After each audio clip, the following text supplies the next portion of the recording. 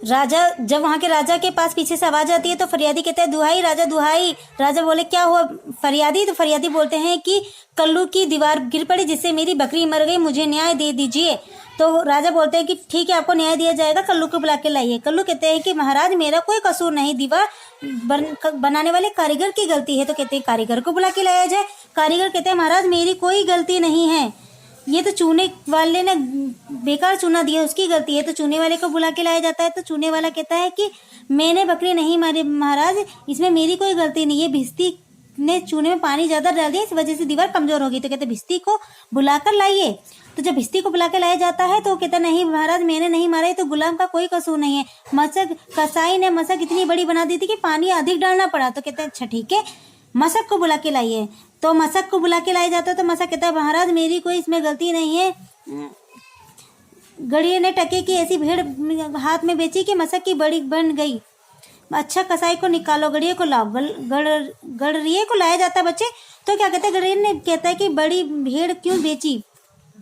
तो बोलता है कोतवाल साहब की सवारी आई, उनके भय से मैं डर गया था, मैं छोटी बड़ी भेड़ का ख्याल नहीं रख पाया इसलिए बड़ी बन गई। तो कहते हैं ठीक है आप जाइए, अब कोतवाल जी को बुलाया जाए। कोतवाल कहते हैं मेरा कोई कसूर नहीं। तो राजा कहते हैं कुछ नहीं, ले जाओ कोतवाल को अभी फांसी दे दो। कोतवाल को फांसी जब देने जाते हैं तो फांसी का फंदा छोटा पड़ जाता है। तो कहते हैं कि एक काम कीजिए, तो बहुत मोटे तगड़े इंसान को पकड़ के लाया जाए। गोवर्धनदास खूब मजे से जलेबियां खा चुके होते हैं तो उनको पकड़ के लाया जाता है कि आप फांसी के फंदे पे फिट बैठेंगे।